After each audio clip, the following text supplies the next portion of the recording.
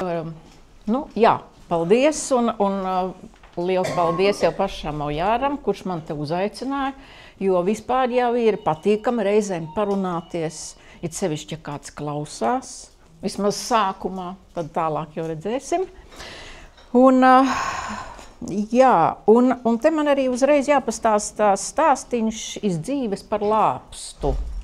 Tas notika laukos pirms dažām dienām, kad es piegāju pie vecās kompostkaudzes un ieraudzīju zemē iedurto lāpstu, ko bija atstājis mans vīrs, fotogrāfs Uldis Briedis, un viņš aizgāja mūžībā 23. gada 16.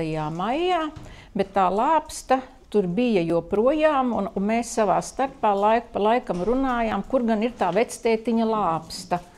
Un neviens tā īsti nevarēja saprast un lietoja manu lāpstu, kas bija mazāka lāpsta nekā Uldim.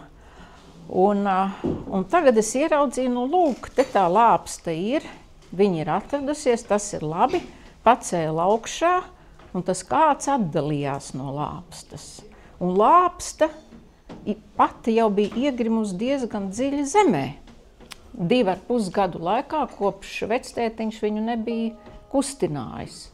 Lai arī tas varbūt neskan sevišķi skaisti cilvēka dzīvi salīdzināt ar lāpstas kalpošanas laiku, bet kaut kas tomēr tur tajā ir, ka paiet laiks, viņu nekustina, viņi tur paliek un kāds atdalās un vispār viņi iegrimst zemē un cilvēki arī aizmirst, ja viņu neatcerās, ja viņu nepiemin, ja viņa bildes neskatās, nedrukā. Un līdz ar to es uzskatīju par labu iespēju atcerēties Uldi Briedi, kam šā gada 23. martā būtu palikuši 85 gadi. Tā kā paldies! Tālāk par sevi vispirms, jo plakātā bija rakstīts, man biju nosaukta vārdā fotokritiķe, un man kāds jau uzrakstīja, vai tu tiešām esi fotokritiķe. Un tad es nomierināju sacīdam, ka nē, es neesmu, un es nekad neesmu pratusi sarežģīt izteikties, jā. Bet gluži tante arī, ja runājam par attiecībām ar fotogrāfiju, arī es neesmu. Un galu galā, ja raksta plakātā, ir jāskan skaisti. Kurš nākt uz tikšanos, ja vienkārši atnāciet tikties ar tanti, jā. Nē, ar kritiķu tomēr ir savādāk. Kajon, tu esi dikti nopietnas. Lūdzu, pasmaidi, ka viss ir kārtībā, jā. Jā, par savām attiecībām ar fotogrāfiju. Īstenībā viņas ir tādas nopietnas, diezgan nopietnas izveidojušās jau pirms daudziem gadiem, jau pusaudzes gados. Un tad, kad es šodien vai vakar, domājot, ko es te teikšu, pārdomāju šo jautājumu, kā tas varēja notikt, tad savā ziņā te varētu minēt tādu frāzi, ko es atradu savā intervijā, ko es biju rakstījusi 1982. gadā un biju intervējusi Gunāru Janaiti, kurš tajā brīdī jau strādāja 15 gadus fotogrāfijā, un viņš man izteicās tā. Man laimējies, ka mans darbošanās sākums avīzē, tātad 82–15, sakrita ar vispārēju foto uzplaukumu mūsu republikā. 60. gadi bija latviešu fotogrāfijas jaunība. Viss vēl bija priekšā. Mani mulsināja fotogrāfijas neapjaustais spēks, un es sapratu, kā būtu jāstrādā, lai šis spēks kļūtu par visas sabiedrības īpašumu. Tātad tas ir tie 82–15, tas jau ir tādi mani pusaudzes gadi, kad mājās ir daudz preses izdevumu, protams, tā skaitā arī literatūra un māksla, kur bildes ir labas un interesantas, tur ir žurnāli, piemēram, Zvaigzne, kur ir bildes, ko lasīt. Man mājās bija abonēta čehu fotogrāfija, tā kā tas viss tā bija. Tas ir laiks, kad Latvijas fotogrāfi aktīvi sūta savas bildes uz saloniem starptautiskiem, aizvien aktīvāk tas notiek, un viņi gūst panākumus. Šodien jau, kad es tā padomāju, kā tas varēja notikt, tas savā ziņā pat liekas dīvaini. Jo tajā pašā laikā, teiksim, tēlotājā mākslā, kas attiecas glezniecību, ja, kur no augstām tribīnēm pārmeta formālismu un nezinu, kā represēja, ja tur kādam ļāva augstskolu pabeigt un kādam neļāva. Bet fotogrāfi tomēr bija atraduši kaut kādu to spraudziņu, lai cauri tam dzelzs mūrim tiktu laukā, nu kaut vai kādā veidā aizsūtīt tikai savu aploksni ar savām bildēm, piedalītos konkursā un saņemtu atbildi un vēl balvu. Ja? Nu, kādu balvu, nu, ne jau dolārus vai frankus vai citas naudas vienību, bet tomēr tas ir tā interesanti. Tātad, cik vismaz es tā jūtu, tas fotogrāfi tajā laikā tādas ideoloģiskas žņaugus šausmīgi neizjūta. Jā, es nezinu, jā, varbūt es maldos. Nu, salīdzinājumā ar citiem, kur varēja atnākt uz izstādi, piemēram, man stāstīja par jauno mākslinieku glezniecības izstādi, kur vienkārši atnāca no cekas tāda grupiņa cilvēku un pateica, šāda izstāde nebūs. Un viņa nebija. Un pēc tam nākamā izstāde bija, un numerācijā bija ievērots, it kā tāds nekas nebūtu bijis. Jā, man to stāstīja izstādes organizatori. Viena no māksliniecēm, Gunta Liepiņa gleznotāja, kur tajā laikā ritīgi paņēma pie dziesmas, kas tā pa glezniecību. Kurš fotogrāfs tajā laikā tā cieta. Nu, vārdu sakot, fotogrāfija diezgan daudz ienāca publiskajā telpā. Vismaz es to tā redzēju. Un piemēram, tāds Attis Skalbergs, kas bija, cik man zināms, skolotājs skolā, bet viņš tomēr rakstīja par šīm lietām, ielikt tās informācijas un kaut kā varēja tās, kaut kādas dvesmas par to, ka fotogrāfija Latvijā ir un pastāv, tas tomēr notika. 71.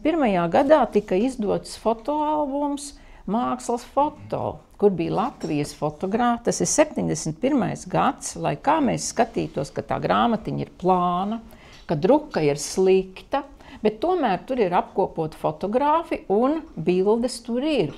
Jā. Un grāmatu var nopirkt, viņas var skatīties. Nu, vai tagad mums ir tāda fotogrāmata izdota, kur būtu dažādi autori, kur būtu apkopojums, starp citu man tas arī tāds, man liekas, tas ir tāds zelta sapnis, ja varētu iznākt Latvijas fotogrāfu grāmata, šajos laikos, tur ir vienotos par to definīciju, kurš laika posms tas ir, un fotogrāfi tiktu pārstāvēt ar vienu vai divām viņu zelta bildēm. Kas, es domāju, tas būtu ļoti vērtīgi no dažādiem viedokļiem. Es vismaz nezinu, ka kaut kas tam līdzīgs ir. Tā, un par tiem klubiem vēl atgriežoties, šodien var dažādi skatīties uz tām klubā aktivitātēm un par to pacilātību, ar kādu tika uzņemts katrs tur piešķirtais F-jap vai kāds tur tituls. To var dažādi raudzīties, bet nevar noliegt to, ka fotoklubi veidojās, auga, attīstījās, tur pavadīja laiku, tur notika sarunas, tur tas garainis tur tomēr vārījās. Ja. Tāds ir vispārējais fons, kad tātad tu man jautāji par tiem sākuma gadiem un bērnu dārzu, kurā es neesmu gājusi.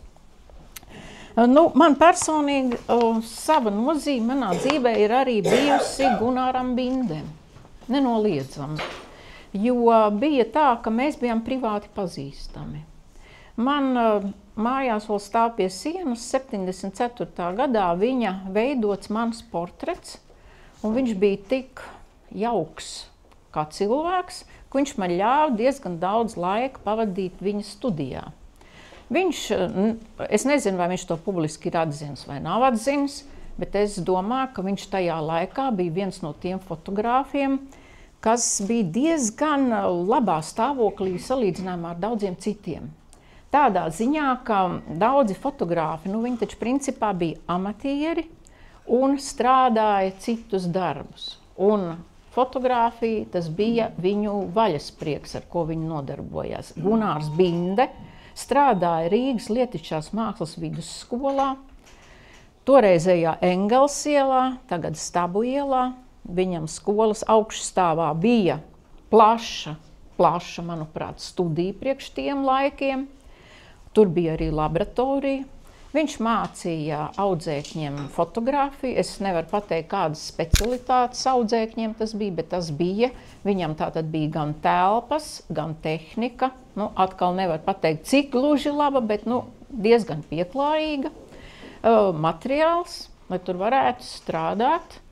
Un pārstrādājies ar tiekšim, skolas darbu, viņš nebija. Viņam bija pietiekami daudz spēka, lai viņš varētu nodarboties arī savām lietām.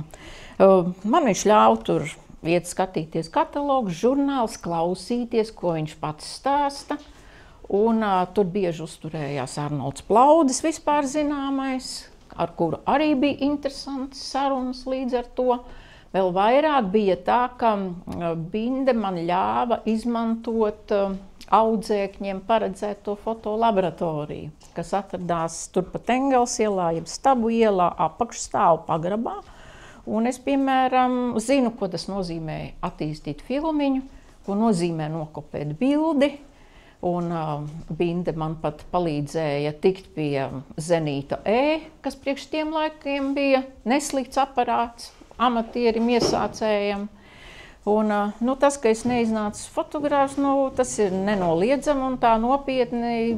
Es arī nemēģināju, jo es sapratu, ja es mēģināšu, tad tas ir nopietni jādara. Tas nevar būt tā, vienkārši nav ko darīt, es eju tagad, ja kaut ko, tur tā. Ja tu dari, tad tu dari. Bet man uzradās citas intereses. Bet tā fotografija līdz ar to līdzi nāca.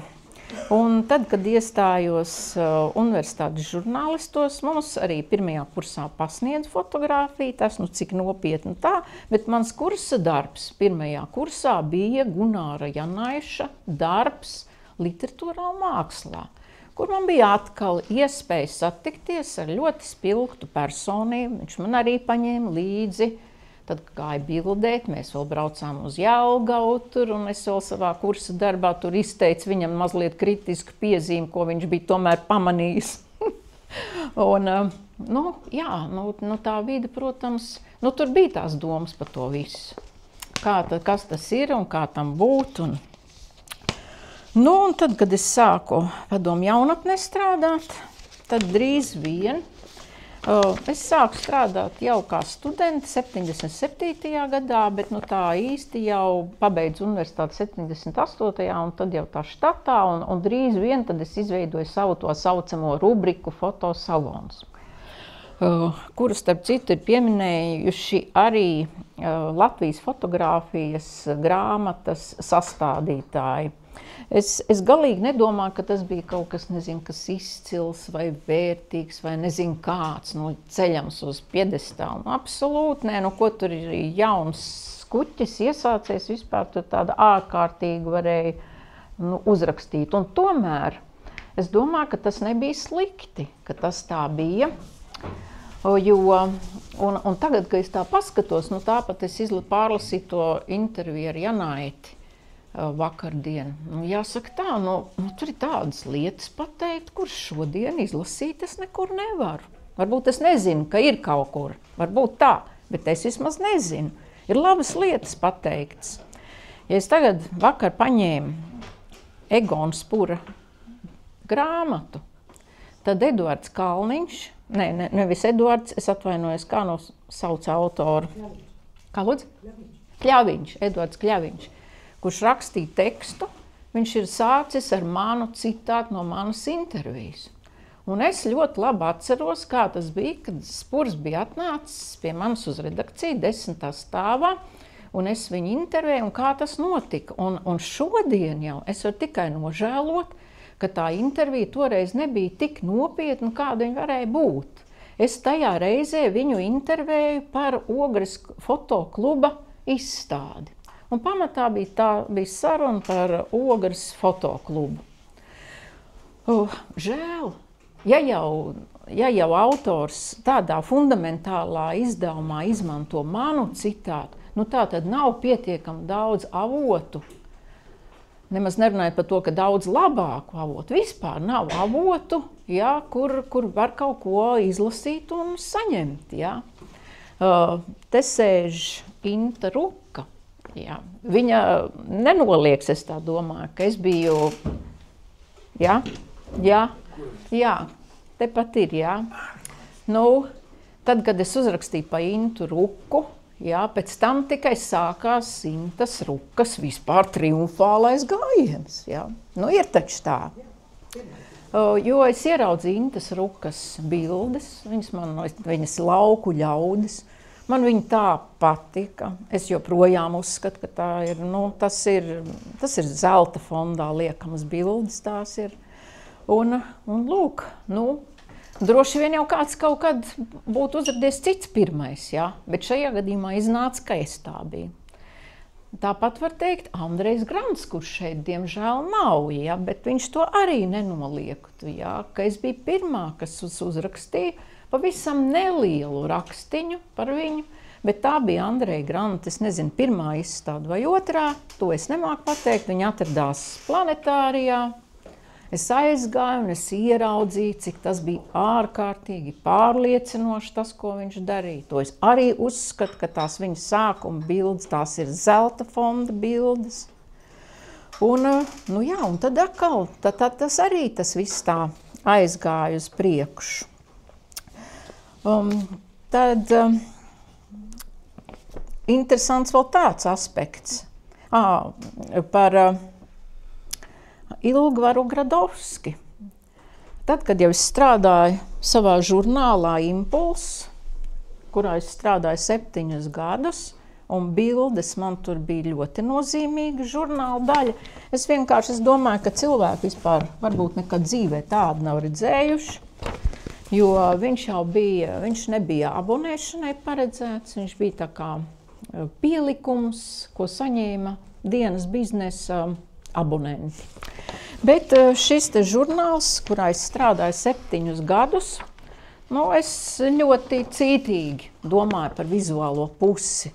Un katrā žurnālā vidū bija viena liela bilde, kas ļāva fotogrāfiem izpausties.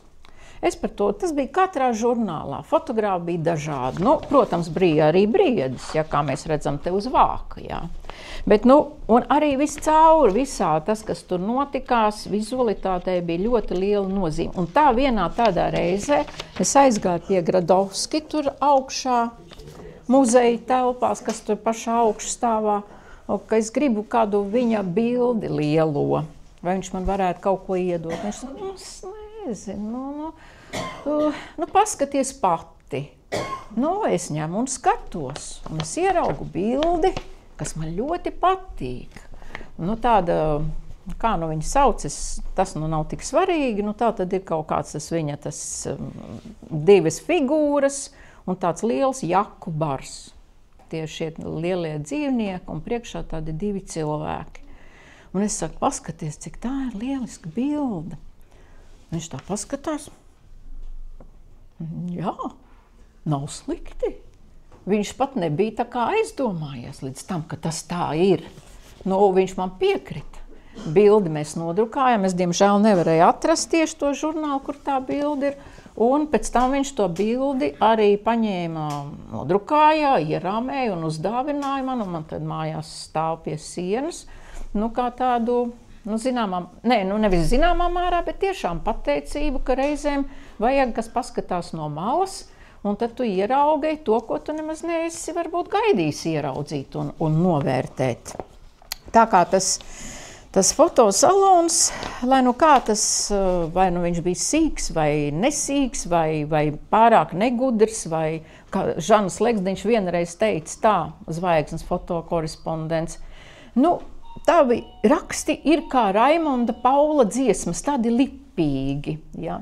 Vai nu viņš pārspīlē, vai tā bija, to es nu, tā kā neņemos apgalvot, bet fakts ir tas, ka kaut kādas domas ap fotogrāfiju, ap to, kas tas ir, kā vajag un ko, viņi tomēr pacēla dienas gaismā. Es skatījos tās domas, un šobrīd pat liekas pārsteidzošas, kas tur ir brīžiem pateikts. Gudrs foto ceļ augšā problēmas. Foto velk zīmes laika grāmatā. Dzīves serde, kā fotogrāfam nogļūt līdz tai jautājumu un atbilžu meklēšanu. Un te tāda smieklīga epizode. Bija tāds kaut kāda republikāniskā fotogrāfu izstāde, kā jau viņas tajā laikā regulāri notika, kāds kuro reizi bija tas nosaukums, un bija tas nobeigums, un tas notika tā sauktajā Tautas saimniecības sasnieguma izstādē Mežparkā, un mēs visi tur sēžam, un pēkšņi saka, nosauc manu vārdu, lai es nāku izteikties. Es neesmu ne gatavojusies, ne domājusi, kaut ko jau es tur arī parunāju, protams, jā. Gluži jau no mēnesi nebija nokritus, bet tas tikai apliecina to, ka cilvēkiem gribējās parunāties. Viņi varbūt es tur muļķības pateicu, ja varbūt viņi man nepiekrita vai kas, bet mēs runājām par šīm lietām, ja, kas likās. Bija piemēram tāds jautājums, kādam jābūt laika biedra portretam. Tagad neko tādu nevar pateikt, jo pirmkārt laika biedrs ir gandrīz vai lamu vārds, ja, kas ir laika biedrs. Ja. Un vispār, ko nozīmē, tagad vispār neko nevajag. Ja. Labi, tā ir cita tēma. Vārdu sakot, tad, kad mēs ar Briedi satikāmies, gluži tā nebija, ka man fotografija bija sveša, bet, protams, mūsu attiecībās galvenais jau nebija fotografija, protams, jā, bet kaut kur līdzās jau viņa bija. Kaut vai tādā ziņā, ka es palīdzēju viņam izdomāt izstāžu nosaukumus. Tad, kad bija izstāde Mēs Latvijā, jā, kas bija grandiozākā izstāde, es nebaidos to sacīt, viņa notika 78. gadā Farmācijas muzejā. Iela bija pilna, jo notika tā brieža performance, ja, ar to ķerrā stumjot Staļina krūšu tēlu cauri Vecrīgai, un Andris Bergmans gāja saģērbies kā pionieris īsbiksēs ar kaklautiņu ap kaklu. Un tas cilvēku daudzums, kas tur bija un kā tas viss rosinājās, Briedis tajā reizē tēloja, Brežņevu parodēja. Un tajā atklāšanā tas bija tik vareni un smieklīgi, un tas bija tas pats, visa tā atklāšana, bet arī tajās nākamajās dienās tur tie cilvēki tiešām es tādu cilvēku pieplūdumu izstādēs pat neatceros, un pēc tam tā izstāde ceļoja pa daudzām vietām Latvijā. Jā, tātad, ka mēs satikāmies un fotografija kaut kādā veidā bija, kaut gan es nācu no tās puses ar to domu, ka Bindes tā doma bija konstruēt īstenību. Briedis atnāca ar savu pārliecību, ka nekas nav jākonstruē, ka ir jānoķer, jānomedī. Un nevelti viņa tā lielā grāmata, kas iznāca 2010. gadā, tieši tā arī saucās Laika mednieks. Tas bija viņa princips, viņa pārliecība, viņa metode, par kuru viņš pārliecināja arī mani. Bet ne jau tā pilnīgi, jā. Es joprojām man Bindes bildes patīk. Tā. Un tagad es varētu tā kā pievērsties šā pasākuma galvenajai personai, ja vēl ir pacietība klausīties. Tas vēl bija tikai ievads. Ir. Vēl ir? Vēl 40 minūtes ir. Labi. Tagad ir Briedis, jā. 1,86 m, jā, stalts, smuks. Iepazīstos ar viņu kaut kādā 77. gadā. Atnāku uz redakciju, viņas strādāt 78. gadā. Krāsains, interesants, spēcīgs un tā, kā lai par viņu pastāst. Man ļoti grūts jautājums. Var jau arī stāstīt ļoti tradicionāli. Un ja tradicionāli, tad jāsāk ar to, ka viņš tiem, kas varbūt mazāk zina vai nezina nemaz, ka viņš ir dzimis Ārlavas pagastā, kur tā tad ir arī Krišjāns Valdemārs dzimis. Jansona kungs arī.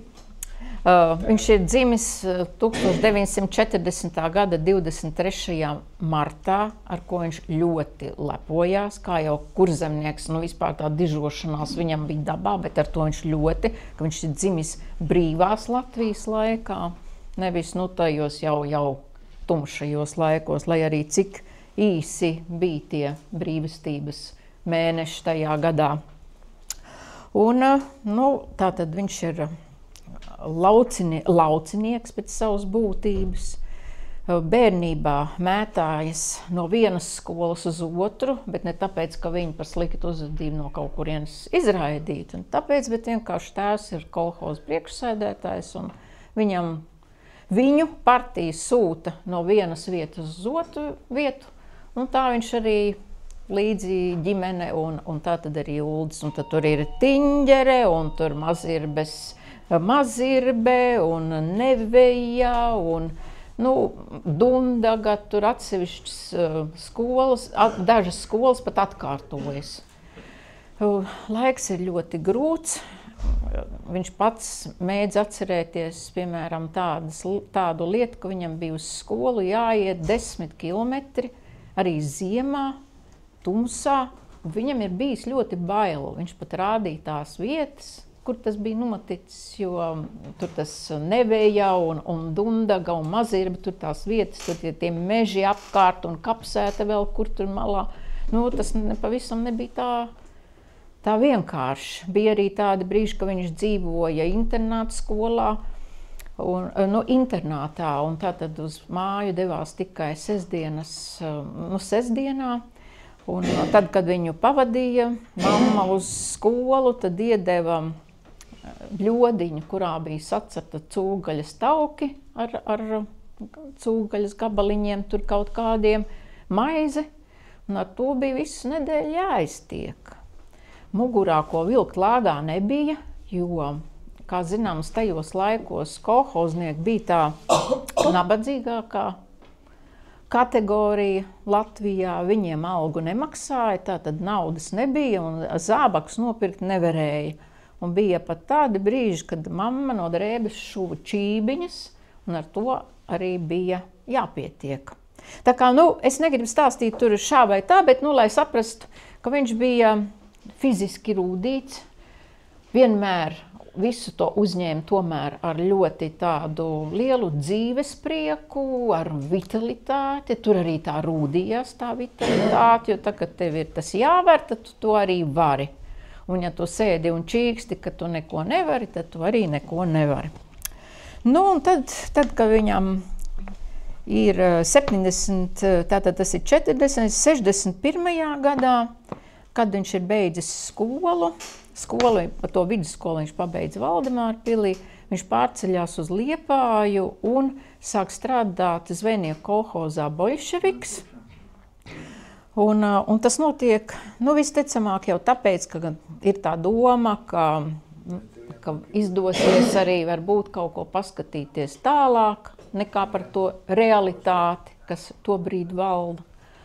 Un varbūt kaut kur izdosies arī pabraukt tālāk. Un, protams, viņam pati jūra ir ļoti tuva, viņam ūdeņi vienmēr bijuši tuva, un jūra jau sevišķi, un tajā darbā ir sava nenoliedzama pievilcība, un tā vide uz viņu atstāja ļoti spēcīgi iespaidu, viņš to atceras. Nevelti viņam bija speciāli viņa personāla izstāde, kas bija veltīta tikai jūrai un zvejniekiem. Tas viss viņā ir. Taču pienāk brīdis, kad kaut kas mainās. Un par šo brīdi es varu pat viņu nocitēt. Tas notiek 62. 63. gadā, kad ziema ir ļoti barga, Baltijas jūra gandrīz pilnībā ir aizsalusi, palikušas tikai apmēram 15 jūdzes neaizsalušas. Darba apstākļi ir dramatiski, visu laiku tas ledus uzbrūk. Zvejnieku kuģīši tie nav tie baltie, skaistie kuģīši, kurus viņš redzēja par tālumā jūrā, ar kuriem zvejo zviedru zvejnieki. Un tas darbs ir tā, ka atrodas Klaipēdas ostā, Tad tur lielie kuģi no Klaipēdas ostas brauc pa priekšu un to ledu salauž, un tad tie mazie iet aiz muguras. Bet vienalga, tas ir gan bīstami, gan ļoti smagi, un te viņš tā raksta. Mēs ar šļūtenēm lējām uz klāja karstu ūdeni un ar laužņiem dauzījām ledu no vantīm. Tik un tā kuģis izskatījās gandrīz kā ledus kalns. Tas visu laiku bija jātur pret vilni. Ja pagrieztu sānu vilnī, būtu momentā apkārt. Kad no rīta vētra bija norimusi, izgāju uz klāja un ieraudzīju brīnišķīgu skatu. Spīdēja saule un kuģis viss vienā ledū vizuļoja. Tajā brīdī manī arī dzima fotogrāfs, ak tu velns, cik žēl, ka nav fotoaparāta. Tas ir tas emocionālais brīdis, bet droši vien ne jau tas vienīgais, jā, bet tas viņš tā atceras. Un tad notiek tā, ka 66.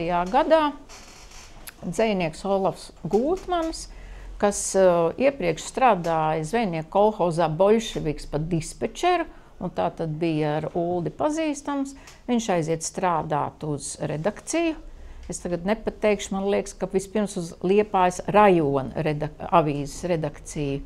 Jo viņš strādāja pēc tam gan Liepājas rajona avīzē, gan arī Liepājas pilsētas avīzē. Aiziet tur un vienkārši, ej, klausies, nāc, mums vajadzīgs fotogrāfs. Un Briedis saka, jā, un žikt, viņš ir fotogrāfs. Tas jā, es viņu tā speciāli uztveru, tā uzsveru varbūt, bet lai gan tas galīgi neliecina par to, ka viņš būtu bijis impulsīvs pēc dabas. Nē, viņš jau, bet tas jā, tas vienkārši ir tā, tas apliecina, ka kaut kāds posms ir beidzies un ir jāsāks kādam jaunam. Un tas ir brīdis, kad ir pienācis laiks teikt jā kaut kam jaunam. Tas jaunais ir tas, ka sāks darbs avīzēs, kur viņu sagaida labs kolēģis, Liepājas fotogrāfs Werners Evaldsons, no kur viņš daudz mācās. Tas, ka Briedī ir jau pašam tā fotogrāfa dzirksts iekšā un jau pirmās bildes viņam iznāk ļoti labas, tas, protams, liecina, ka viņā ir iekšā jau savas tādas potences, kuras tikai tāds amats slīpēšanas lieta. Un, ko te vēl sacīt, kāds var būt tajā laikā rajona vai pilsētas avīzē darbs. Atceramies, kāda bija drukas kvalitāte, melnbaltais foto. Ja tagad mēs paņemam to avīzi rokā, žēl to fotogrāfu, kam tur bija jāmocās, protams, jā. Bet tādi bija apstākļi un citu varianti jau nebija. Viņš tur strādā. Protams, te parādās tas Vāgūžu bohēmas laiks. Es kaut kā biju gribējis to Vāgūzi jau iepriekš pieminēt, bet iznāca šajā brīdī ar tādā sakarībā, ka es gribu jau uzreiz skaidri pateikt, ka pa Vāgūzi es šeit neko nestāstīšu. Lai gan tā viņam tāda birka ir, kas vilkusies visu mūžu līdzi. Un atver izstādi arī tagad, kad atver tās viņa portreta izstādes, tad aicina tos ievadu vārdus teikt Ērikam Hānbergam, kurš uzrakstīja to Vāgūža grāmatu, un kas ir bestsellers, un joprojām tiek cilāta.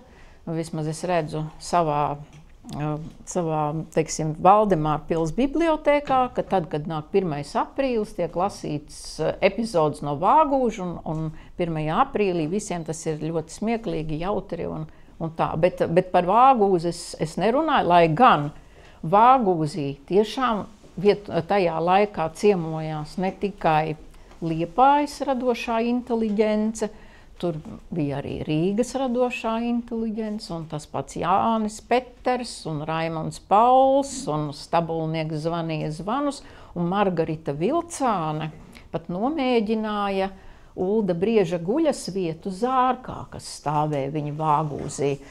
Es nebaidos to teikt, Tiesā man nevar iesūdzēt, jo man ir skaidrs apliecinājums, foto, kur tas ir redzams. Tāds fakts bija. Jā, bet par Vāgūzi nē, jo ir jau arī tā, ka jau mūža tajā vakara pusē viņi tas nebūtu vairs tā nesajūsmināja, ka visu laiku tas Vāgūzis peld līdzi. Bija pat tā, ka Vāgūzis, neviens nezin, kas ir Vāgūzis. Labi, pastāstīšu. Vāgūzis bija dzīvoklis, kurā viņš dzīvoja tādā Jāņa ielā, varētu teikt, grausts. Jā, grausts, kurā bija augsti, nerunājot par kādām labierīcībām, vispār nerunājot neko, bija ļoti augsts, un lai to augstumu kaut kā ar viņu tiktu galā, tur tika ievilkti rati iekšā, ko bija tur kāds uzdāvinājis, rati, un uz tiem tad bija siltāka gulēšana. Un no tiem ratiem tad arī cēlās tas nosaukums Vāgūzis visai tai mājai. Tur bija arī tas zārks, kas viens zārcinieks, tas, ko mēs zinām, to līvu dziesmu ar Māri Čaklā vārdiem par to zārcinieku, kas sēž, tas bija pazīstams ar Uldi, un viņi bija vienā reizē sarunājuši, ka uzdāvinās zārku. Un tad arī pienāca tāds brīdis, ka tas zārks tika atvests, un turpat arī tajā miteklī bija novietots. Un Liepājas inteliģencē, un kā es saku, ne tikai tā vien tur bija liela pulcēšanās un jautrības. Bohēma sita augstu vilni. Jā, bet tas bija mazliet par šo, ar domu, ka es par to vispār nerunāšu. Tātad tas ir tas laiks, un tad pienāk 75. gads, jau bišķiņā ātrāk jau, kad atkal notiek viens no Ulda Brieža spontānajiem nē, vienkārši jā. Ingvars Leitis šeit ir mūsu vidū, viņš var apliecināt, ka tā bija, ka nebija Uldis jāpierunā, vai ne? Bija tā. Vēsturnieks un mūziķis Ingvars Leitis plānoja doties braucienā ar velosipēdu uz Sibīriju, pāri visai Sibīrijai, uz Vladivostoku, pētīt situāciju, kas ir noticis ar latviešu kolonistiem, kas izceļoja, pirmām kārtām ar šiem latviešu kolonistiem, kas izceļoja 19. gadsimta beigās, 20. gadsimta sākumā. Pareizi es saku? Jā. Jā. Un bija vajadzīgs ceļabiedrs. Viņi bija pazīstami, Miervalds Kalniņš arī tur bija dzejnieks, tā ir. Un Uldis sacīja, jā, un šie trakie cilvēki devās ceļā ar velosipēdiem, kopš šī brauciena ir pagājuši apaļi 50 gadi. Jā, tas bija 75. gads, tātad 50 gadi. Tie ir padomju riteņi, jā, mēs zinām, kādā kvalitātē tie bija. Tās bija kartes, kurās bija paredzēti ceļi iezīmēti, bet dzīvē neizbūvēti. Tas bija pusgads ar ļoti minimāliem līdzekļiem, vai ne? Ir tā. Jūs man sakiet skaļi, lai nedomā, ka es te sabiezinu krāsas, jā? Es taču nesabiezinu. Viņi brauc ar domu, ka taisīs reportāžas un drukās žurnālā Zvaigzne, un tas arī būs tas, tās būs arī tie honorāri, tā naudiņa, pa kuru viņi šo ceļojumu veiks. Bet vēsture bija tāda, ka pirmais tika nodrukāts, bet tad, kad jau otrais turpinājums bija sagatavots drukāšanai, daļa tirāžas jau bija nodrukāta, tad bija kādi modri tēvoči vai kundzes piezvanījuši, un viss apstājās, un tirāža tika pārdrukāta, un tā tas arī viss beidzās. Un reāli tajos laikos, kas bija absolūti savādāk nekā tas ir šodien, ja kāds kaut kur dodās. Bez telefoniem, bez visām tālajā, briesmīgajā, tumšajā Krievijā, šie zēni 5 mēnešus un 5 dienas, ja? Ir tā. sasniedz Vladivostoku, jā. Nu, jāsaka tā, dīvaini, ka šī grāmata tomēr tika izdota ļoti nesen būtībā. Ir tā, ka, nu, kaut kā, nu jā, bet, nu, labi, tas ir cits stāsts. Var sakot, aizbrauc šie vīri, tas ir ļoti tāds vīrišķīgs, varonīgs brauciens, no tā tiek atvestas gan fotogrāfijas, gan filmas, iespaidi, ko Ingvars Leitis uzliek rakstveidā uz papīra, filmas gan briedim nozog, riteni arī pēc tam nozog pēc atgriešanās, seko represijas, nu, un jā, vēl šie cilvēki ir ļoti jauni. Briedim ir 35, Ingveram ir mazliet mazāk, pāris gadu mazāk. Ļoti jauni cilvēki. Nu, tas vien ir, pa ko padomāt, jā. Un sākās represijas tādā ziņā, ka, nu, darbs vairāk oficiāli Uldim nav. Viņam jādrukā savas bildes ar kādiem segvārdiem, kamēr nu atkal tad tā norims tur tas nepatikšanas un aizmirstās kaut kas. Un tad viņš atkal atgriežas avīzē, Liepājas Komunistā, un tajā brīdī atkal, tas ir 78. gadā, kad nāk jaunais piedāvājums, kuru izsaka laikraksta Padomu jaunatnes galvenā redaktora Monika Zīle, kas pati ir ieradusies no Liepājas, un Uldi labi pazīst un zina, ko no viņu var gaidīt, un kas tur var sanākt. Viņam piezvana agrā rīta stundā, un prasa, un saka, klausies, nāc uz Rīgu strādāt. Briedis vēl pusmiegā saka, labi ir. Nu, viņš ierodās Rīgā. Nu, tas atkal ir tāds, nu, nē, tas nav impulsīvi. Tā nav impulsīva atbilde, un tā nav pusmiegā pateikta atbilde, ja, kad atkal ir kaut kāds posms, ja, tā tomēr, tā, kad tu atnāc uz republikas mērogā, tagad mēs teiktu valsts mērogā, Latvijas avīze, tas tomēr ir kaut kas cits. Un, nu, sākās darbs Padomu jaunatnē, kur mēs arī abi divi satiekamies. Un,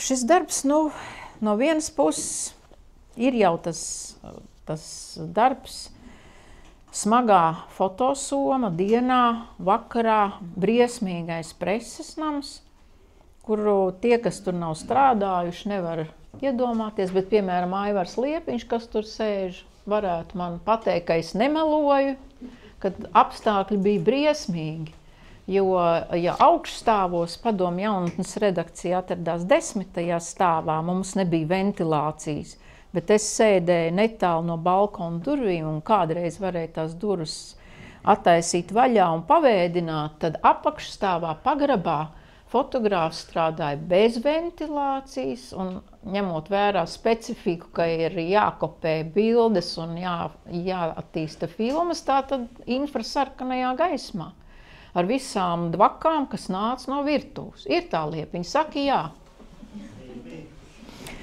Nu jā, nu, tādi tie apstākļi. Nu, kas ir jādara? Nu, protams, ir jābildē tas, kas ir jābildē. Jā, vispirms, kāpēc Monika viņu bija aicinājusi? Viņa pēc tam tā pastāstīja.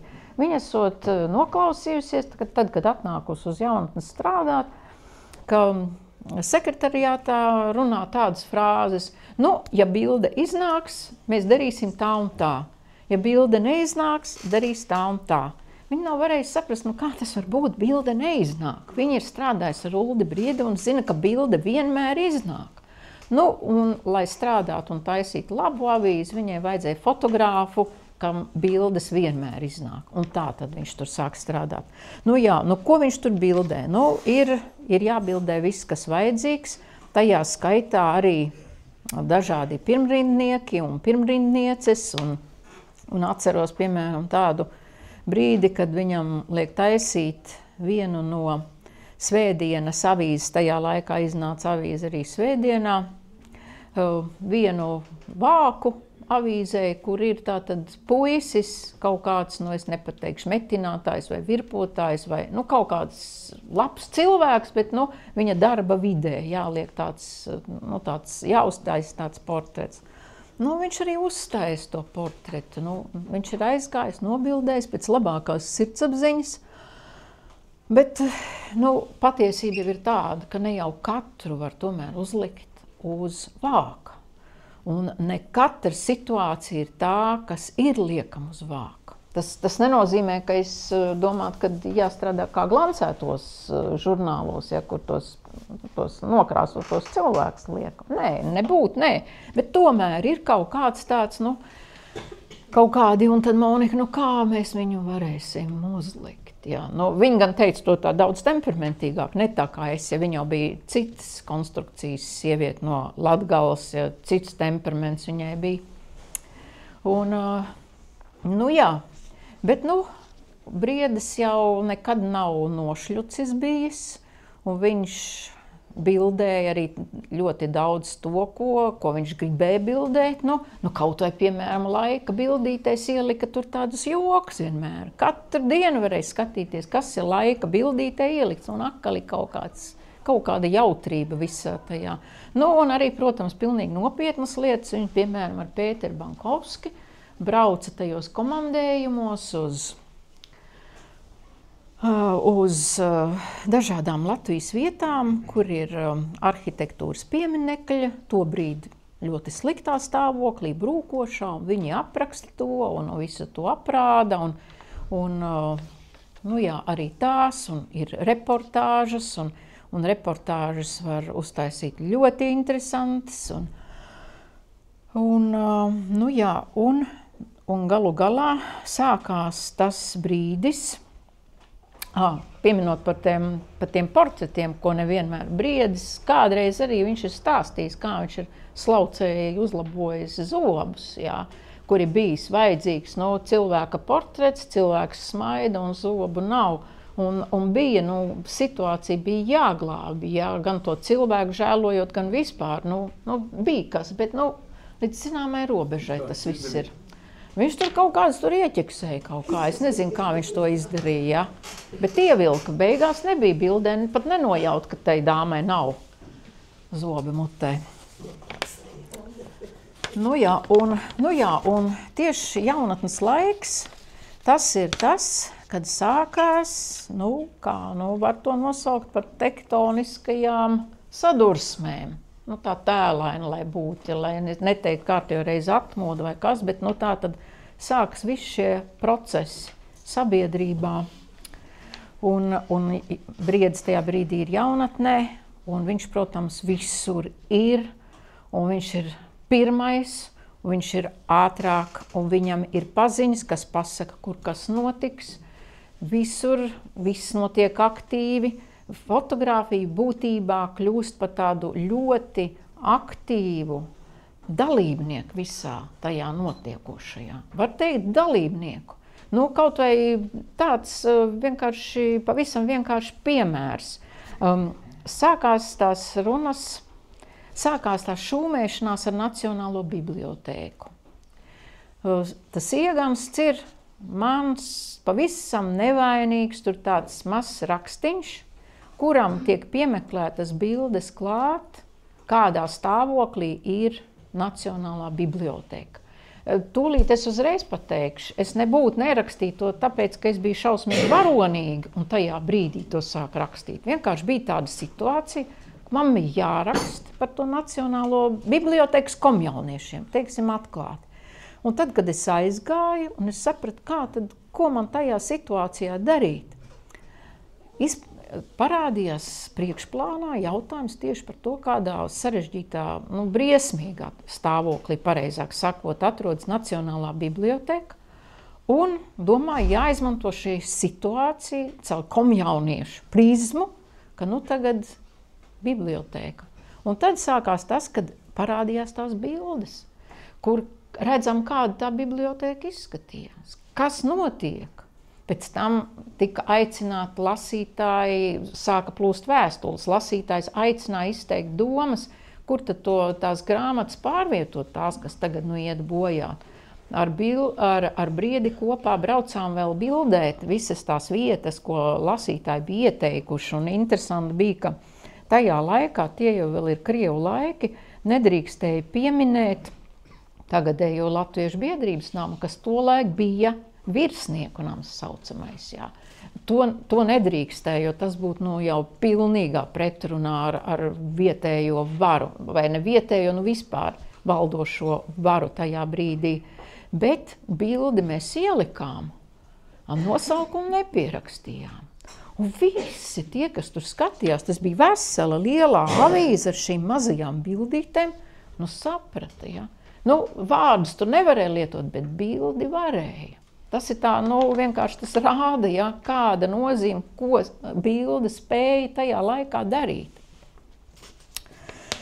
Jā, un tad ir tā izstāde 88. gadā, ko es jau pieminēju, kas ir 88. Jā, farmācijas muzejā pēc tam viss tas, viss šūmējās, viss iet. Un tās vibrācijas gaisā, kas ir notvertas. Un Latvijas avīze, tas ir Padomju jaunatne, tajā laikā, lielā mērā pateicoties fotogrāfijām, sasniedz pat 200,000 eksemplāru tirāžu. Kas šajos laikos liekas, tas nevar būt. Kā var būt 200,000? Bet tā tas bija. Tajā brīdī Monikas vietā jau pie redakcijas vadības stūris ir Andrejs Cīrulis. Un būtībā tas arī nav mazsvarīgi tas, kādi cilvēki ir tie, kas reāli taisa avīzi. Kādreiz to tā nenovērtē, ja? Viņi taisa, bet var taisīt visādi. Tajā laikā tā pati Padomju jaunatne vispār jau bija tās lielā formāta avīzes, sauktās broadsheet paper, kas būtībā ļauj ielikt labi fotogrāfijas, noteikti labāk nekā tie mazie formāti, kur tie nosacījumi tomēr ir daudz tādi nepateicīgāk, kā to izdarīt. Viņi ir lielā avīze, zināmieties, ja tādu lielu avīzi pieliek ar izteiksmīgām bildēm, puse vai visa, vai kaut vai trešdaļa, tas ir efekts.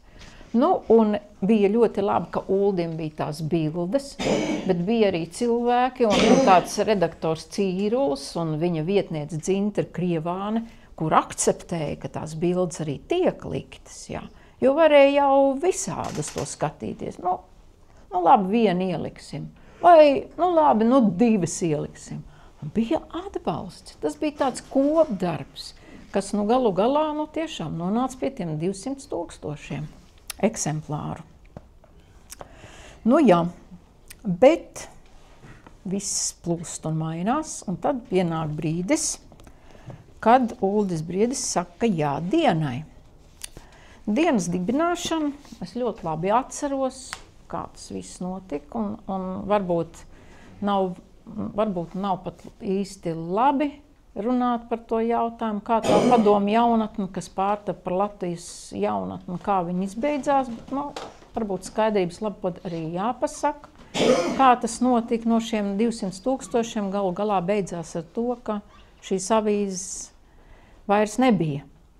Lielā mērā man bija tāda tēlaina runājot tāda sajūta, ka ir kuģis, kas zvalstās viļņos. Un kaut kas ir noticis ar stūri. Vai viņa neklausa, vai viļņa pa lielu, vai stūre ir ieplīsus. Kaut kas tur tāds ir, tas ir viens. Bet otrs arī, kad sākās jaunie apstākļi, tātad finanses. Lai izdot avīzi, ir vajadzīga nauda. Bez tā neko nevar izdarīt, jo avīze nav lēts prieks. Tas ir skaidrs. Acīm redzot, tajā brīdī nebija neviens, kas mācēja šo lietu nokārtot. Jo mēs redzam, ka cīņa pārtapa par neatkarīgo cīņu, pēc tam par neatkarīgo Rīta avīzi, bet tur bija ir pat laikam zināms, kas tur bija pa cilvēkiem, kas prata tās naudas savāka tādā veidā. Un viņi tā kā izdzīvoja.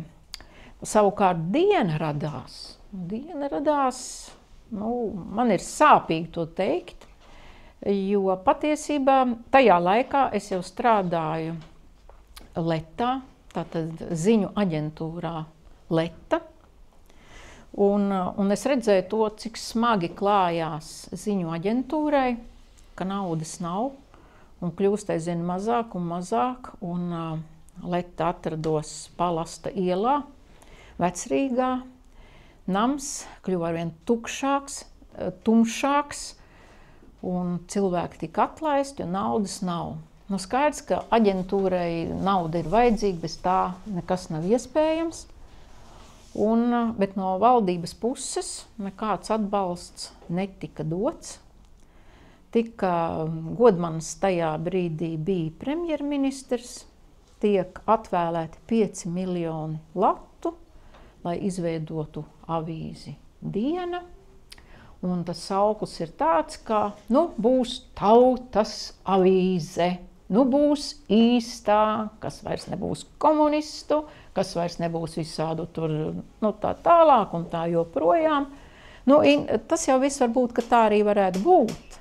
Lai gan no otras puses, tā jau bija naivitāte iedomāties, ko nozīmē, ja iedod naudu. Bet viss pavērsās tā, ka drīz vien par īpašniekiem kļuva Zviedri, jo tad bija nākamais sauklis, ka nevar būt, ja tā ir kādam pakļaut, ja tas ir ar valsti saistīts, ja tur jābūt lielai brīvībai. Izveidojās akciju sabiedrība, daži kļuva ļoti turīgi cilvēki, un tā nauda aizgāja tur. Bet tad, kad tas dibinājās, tā bija iespēja strādāt. Un daudzajādā ziņā tas darbs jau vismaz daudzus sākuma gadus bija ļoti labs. Un Briedis strādāja ar prieku, jo tad jau bija tas visi, 92., 3., visi tie gadi, kad sākās Latvijas tātad augšana, starptautiskie kontakti, visas tās lietas, ko mēs labi zinām. Viņš tur aktīvi varēja strādāt, un šodien, ja ir tāda, piemēram, mēs atcerējāmies, kā tas bija, ka parakstīja to neatkarības deklarāciju 92. gada maijā, tad Briedim ir bilde, un es teiktu vienīgajam, kurš ir nobildējis to brīdi, kad nāk te Saeimas deputāti laukā, bet viņš ir uzkāpis uz Saeimas balkonu, ko viņš pats pēc tam teica vispār, ka viņš varēja arī nokrist. Ja tur diezgan riskanti bija tā visa tā padarīšana, bet viņš tomēr uzrāpās augšā, un viņam ir tas kadrs, un viņš ir spēcīgs kadrs. Un tātad, dienā viņš nostrādāja 20 gadus, un bija ļoti labi laiki, un es domāju, ka to jau lielākoties klātesošie atceras. Es pat diez vai man tur ir vērts atsevišķi pakavēties pie kādām bildēm, jo tur arī bija daudz veiksmu, daudz atsaucības, lai tas rezultāts kopumā būtu labs. Tālāk jau kaut kādos vēlākos gados situācija jau tā kā pamainījās, jo varbūt es varētu uzreiz arī pieķerties pie tā, ka Dienas kolēģi, tad, kad Uldis aizgāja citos medību laukos, ievietoja tādas atvadu rindas ar nosaukumu Beidzies fotogrāfa Ulda Brieža diženais laikmets. Un es nevaru pateikt, ko autori bija tieši domājuši ar šo nosaukumu, kas bija viņu doma. Vai tas bija tikai domāts, ka tas ir tas krāsainais, radošais, asprātīgais, vitālais Briedis, kas ir aizgājis, vai es to uztveru patiesībā jau tā kā plašāk. Jo es domāju, ka Un šajā vietā es jau esmu nonākusi tā kā uz plāna ledus, ka varbūt ka man nav taisnība tam, ko es tagad saku, bet man ir tāda sajūta, ka tas fotogrāfijas plaukuma laiks, pa kuru runāja Janaitis, ka šis posms kaut kā tuvojas savam norietam. Un par to liecina daudzas lietas. Nu, nevar salīdzināt, tas, kā jau teicu, lielo formātu ar mazo formātu, un kur nu vēl ar digitālo formātu, jā. Portālu formātu. Nu, tas ir pilnīgi cits. Tas tas pats, kas Holivudas kino, kādreiz kāds bija krāšņs, liels, taisīts, īsts, un tagad televīzijas kadrs, vai vēl, kur ir tikai tūplāns, faktiski nekas tur nevēla nav vajadzīgs, jā. Tas ir pavisam cits. Tas ir tīri no tādām tehnoloģijas viedokļa, tālāk tīri no tās finansiālās puses.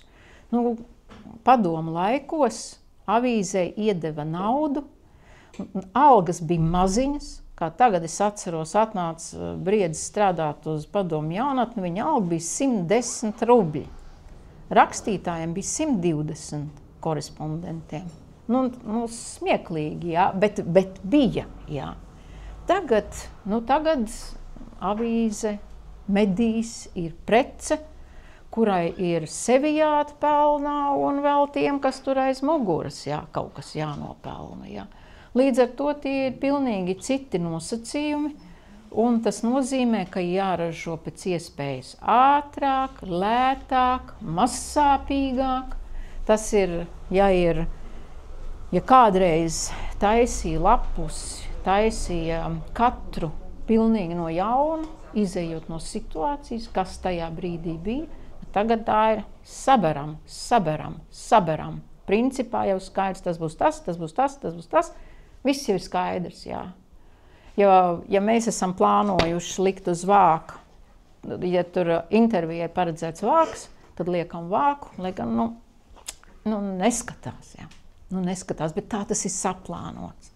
Briedis vispār pārdzīvoja tajos kaut kādos tajos beigu gados, ka, piemēram, ir paredzēts, viņu sūta bildēt cilvēku, un viņam ir uzdevums obligāti pilnā augumā, vēlams kustībā, un ja vēl, kad tik vēl ne ar smaidu, jā. Viņš pēc tam pukst, jā. Tas cilvēks nav piemērots, lai viņa rādītu pilnā augumā, jā. Drēbes ir sagumzītas. Proporcijas nav, tas nav, bet tajā lapusē nedrīkst likt savādāk, ja?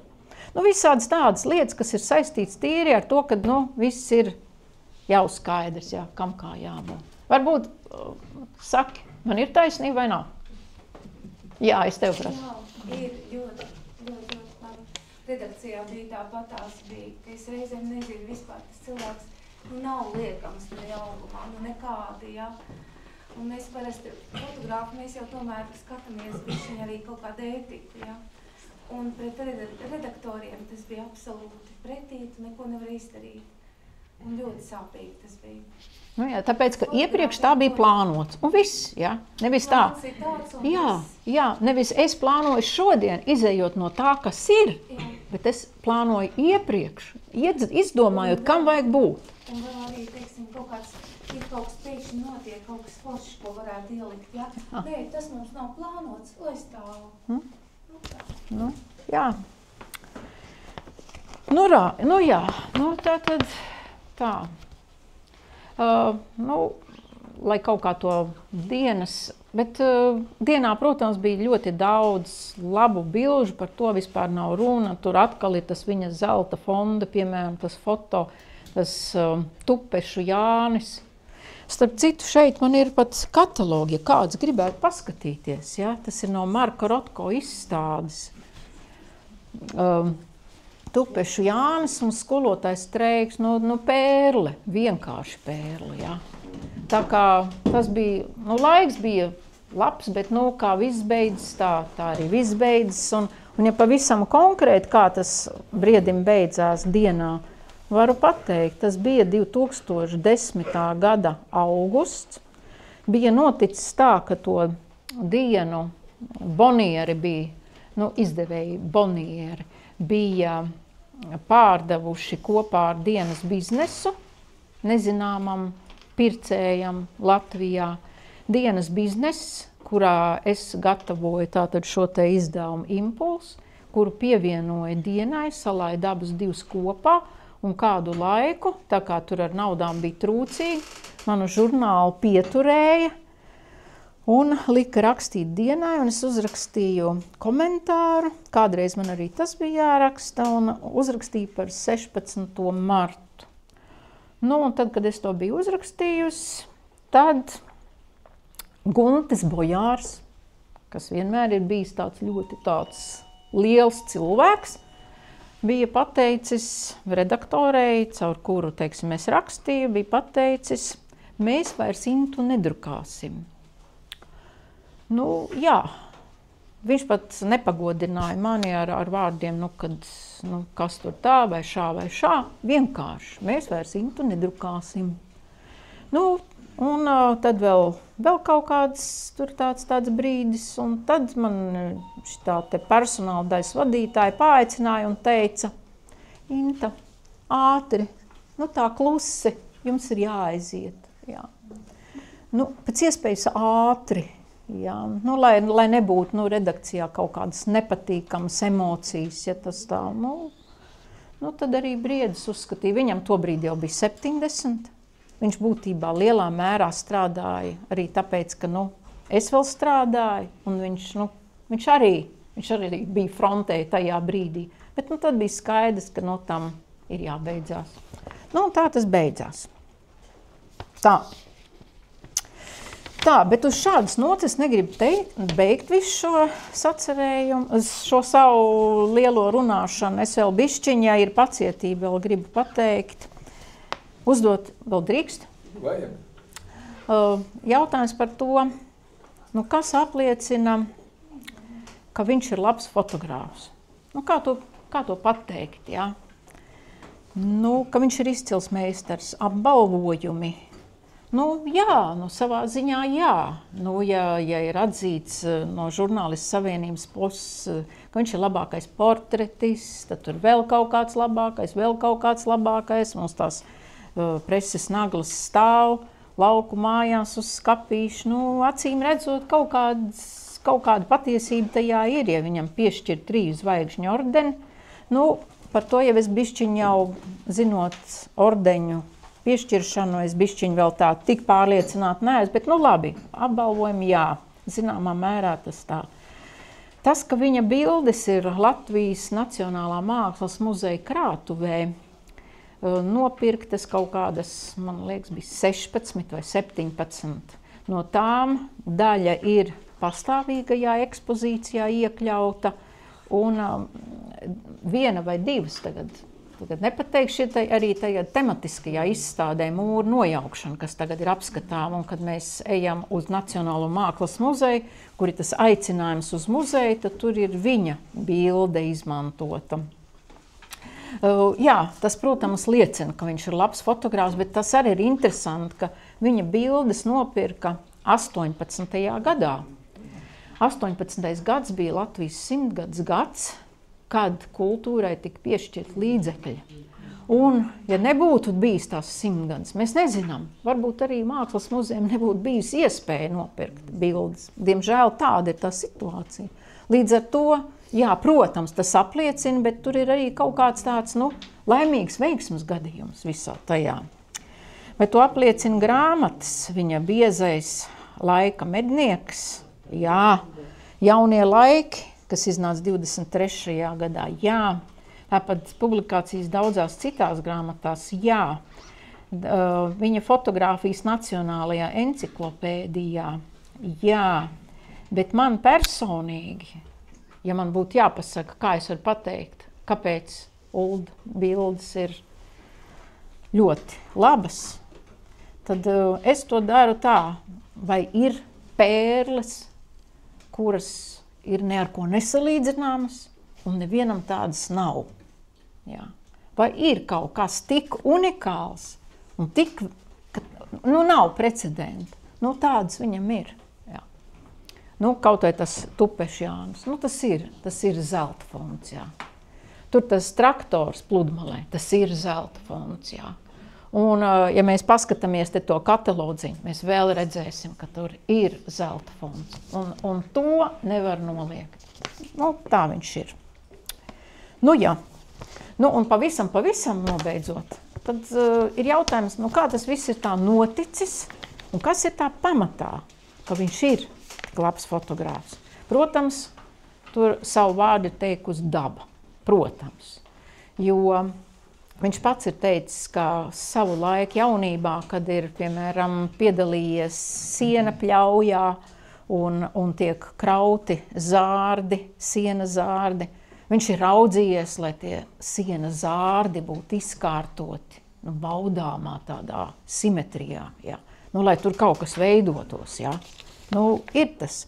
Viņš redz, viņš ir no tiem fotogrāfiem, kam principā kadrēšana īpaši nav vajadzīga. Viņš redz kadros, nekas tur nav jānogriež.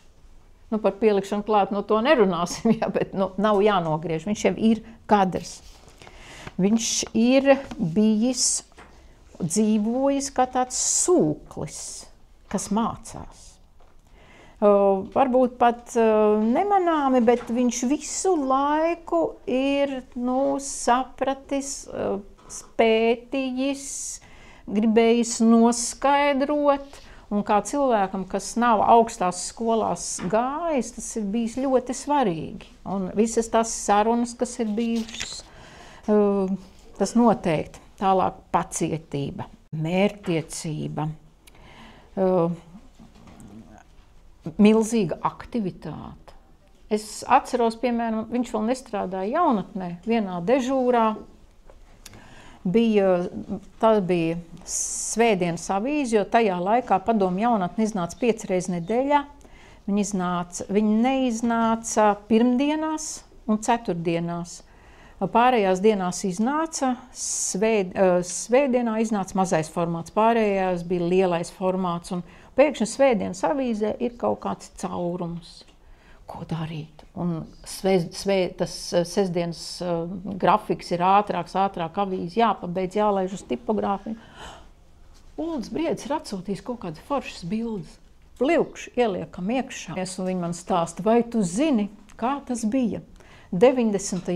gados viņai ir piezvanījuši un teikuši, ka ir parādījusies viena tāda sieviete, afēriste, kas tajos laikos ir rīkojusi koncertus, savākusi naudu, bet māksliniekiem naudu nav samaksājusi. Nu, vienkārši afēriste. Bet visu laiku tāda, nu, nekur neparādās, visu laiku tur tāda. Bet tagad viņa esot parādījusies, atnākusi kaut kādā telpā, Lūsiņai piezvanīts. Lūsiņ, tūlīt Briedējam, jā, mums jāiet, jā. Briedis tūlīt somu plecā aiziet. Viņa aiziet, tur tas ir kaut kāds tāds kāpņu telpa, tāds koridors, cik es sapratu, tas bija Nacionālā muzeja, tur tās dienas telpās, ja es nemaldos. Un tā sieviete nāk lejā tāda, un abās pusēs viņai ir miesas sargi. Nu, nolīgti, nu, tādi būdīgi tēvaiņi, pārvērstām sejām jauna. Tas Briedis iet un vienkārši saka, jūs paejiet nost, man jūs neesat vajadzīgi. Un veči paiet nost, jo viņi bija satraukušies, nu, ka viņi netiek kadrā. Bet ja to sievieti vienu pašu bildē, tā jau nav vairs viņu darīšana. Un viņi paiet nost, un Briedis to sievieti nobildē. Viņš ne brīdi nepadomā, ka tāds, nu, kāds var nākt un kraut vai stumt vai grūst. Paiet nost. Ja. Nu, kad tev tā šitā pasaka, nu, tad paiet nost. Vienmēr viņš bija gatavs bildēt. Atkal tāda situācijas dzīves vienkārši. Mēs esam aizgājuši uz ezeru vasarā peldēt. Ir ļoti karsta vasaras diena. Braucām savos laukos ar riteņiem, abas meitas, es, Uldis, aizbraucam peldēt. Nopeldamies, ejam krastā, apģērbamies, brauksim mājās. Es saku, Dievs, kā negribas braukt. Pilnīgi gribās ar drēbēm mesties ūdenī, cik ir karsts. Priet, aiziet! Fotoaparāts ir līdzi. Un mēs visas trīs, abas meitas un es lecam ūdenī. Nu, protams, leciens ir tikai viens, jo otrais, ja lektu, tad jau drēbes būtu pielipušas, tam jau vairs nebūtu svaigumi, ja? Bet jālec ir, lai var redzēt, ka sausām drēbēm ielec, ja? Viņš uztais 3 kadrus, Diena paņem to pretī, nodrukā uz vāka, un viņš vēl saņem mēneša prēmiju par labāko foto. Nu, vienmēr gatavs. Nu, skaidrs, ka tur ir pieredze, tur ir intuīcija, arī veiksme. Nu, bija tas briesmīgais gadījums, ka viņš nofotografēja to krītošo cilvēku no pilona uz Vanušu tilta. Nu, absolūtā nejaušība, jā. Jo neviens taču negribēja un nedomāja, ka kaut kas tāds var notikt, ka remontējot tur tās vantas augšā, ka kāds pēkšņi kritīs. Bet bija tāds nelaimes gadījums. Un viņam vienkārši bija foto pie acīm. Un viņš nospieda kadru. Un tajā kadrā ir redzams tas grītošais cilvēks. Tā kā viņš ir spiedis kadrus, viņš pat nav sapratis, ka tas ir cilvēks. Tas ir kaut kas vēlies, kaut kas gāzies. Ja. Pēc tam vēl zviedri ar no viņa to bildi tā kā pārpublicēja, jo, jā, tas nebija tā kā kara laukā, kur tu gaidi, ka kāds var krist. Ja. Tur ir miera laikos, kā varētu kāds krist, bet tā tas notika. Te es varētu vēl daudz ko, piemēram, Liepiņš šitajā grāmatā ir atstāstījis to epizodu ar Japāņu imperatoru, kā tas bija, kā aiziet fotogrāfu bildēt, ir ieradies Japāņu imperators pie brīvības pieminekļa, kā tas viss tur notiek, bet nekur īpaši tūmā tam visam nevar tikt, protams, drošības apsvērumu dēļ. Briedis vispār nav starp fotogrāfiem redzams. Un pēkšņi tajā brīdī, kad tas imperators iet sasveicināties ar tautu, tur iznirst briedis un nobildē. Vai tad viņam kāds bija teicis, ka tur būs? Nē. Kaut kas viņam kaut kā laikam likās, ka uz to pusi varēs nākt. Viņš tur bija un tas kadrs ir labs. Te varētu vēl daudz ko teikt, bet uzsvēršu pašās beigās to, ka tas tā viņa labsirdība, personības siltums, sirsnīgums, kas protams, atver sirdis un cilvēkam liek justies brīvi, atvērti, un tad tur sanāk bilde. Un šeit man jāpastāst tāds gadījums bija.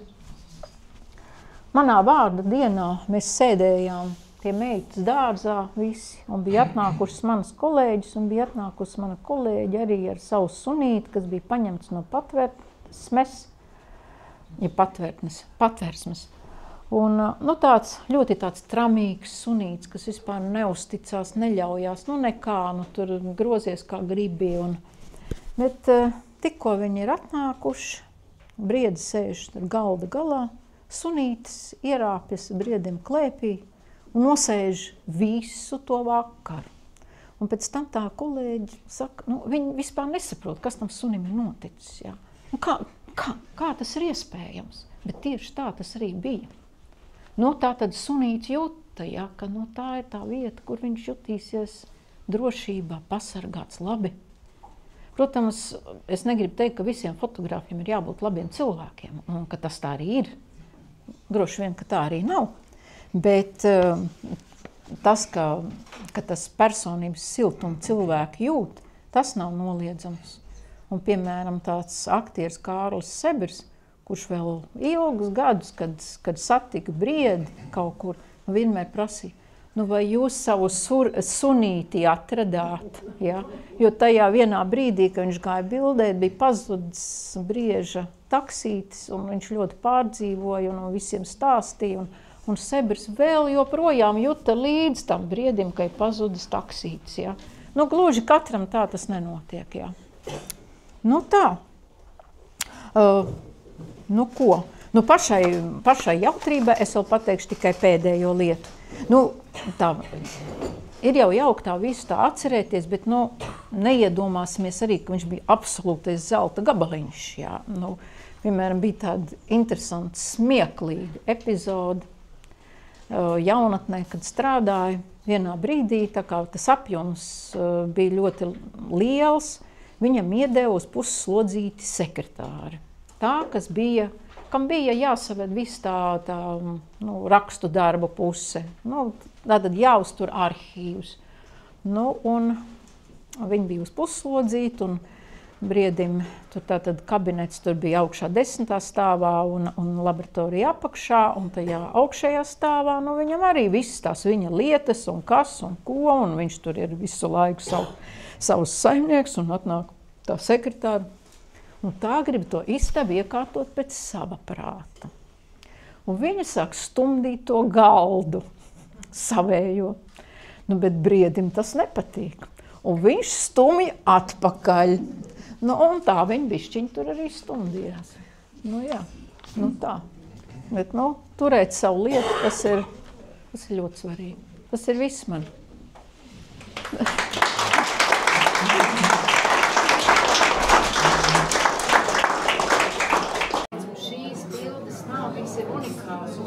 Vienu tādu bildi, un tad viņi nopirka vienu to bildi.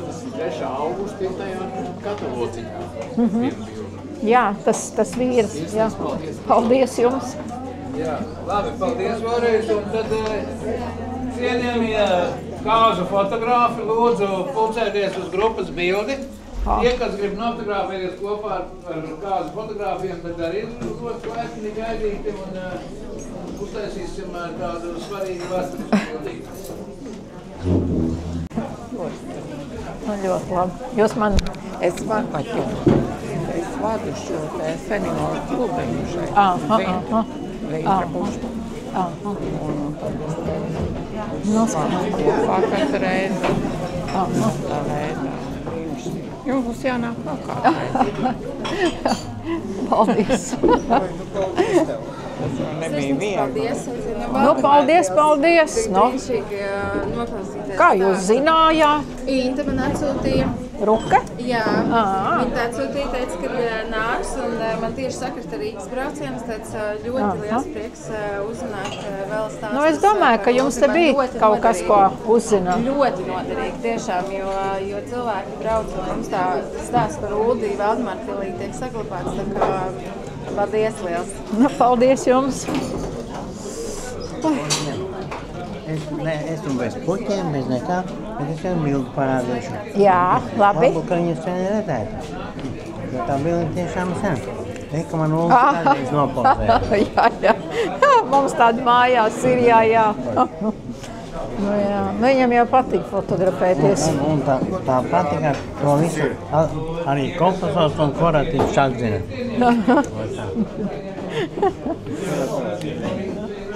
Čau.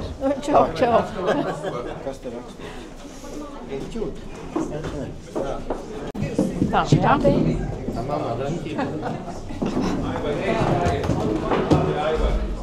Izskatīsies citādi kādā. Es tā varētu patīk nav. Iesaka mobilitē, tu vēl tā draķība. Kādam jāsaka. Sēdēs daudz. Man liekas, ir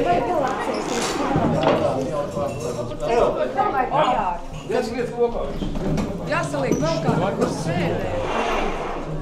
Kas aizlāc krāt?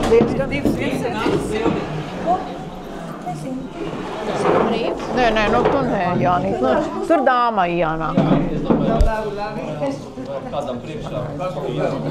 Nevajag Es vaki dāma, esmu tā saka, pusēs tērs. Jā? Man īpaši patīk tā Tieši tā. Tad sievieši. Kuru neredz? Pujenes redz? Bet tu pats. Briedu neredz. Jā. Kurš vēl nav? Tu neesi. Kaut kā tā. Nu? Lai viņi tur... Jā. Tu gribi gulēt? Kalniņkungs nāk ar tuvāk. Vidā laimīgāk sēst. Eifeltons, es tikko tur biju. Nē, jā. Tā pasties. Mans maigi. Pagaidi, Aivar. Bija jau, nu cik ilgi viņš Jā, nu cik ilgi, tu pirmo reizi pie fotogrāfa? Nu, pirmo, nu. Otro?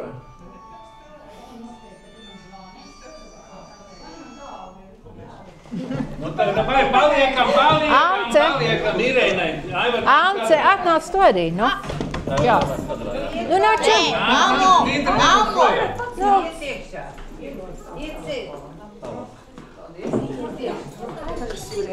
Viņš man neklausa. Aivar, nāc pagrāt. Nāc šeit Es tur ir 3 Aivar vienā bildē. Aivar, viņam patīk, ka lūdzu ar patīk. Tad es viņu iebāzīšu. Iemontēs, o? Tā būs traks lietas. Nu? Ir? Visi laimīgi, Intu laimīgi. Kurš? Intu laimīgi. Visi 3 Intus laimīgi. 3 Aivar, 3 Intus. Ir? Labi, paldies, mīļie. Visi aicināti uz blakus kabinetu, uz tēju. Šitos te es atnesu vispār izdāvāšanai. Tev ir vai nav?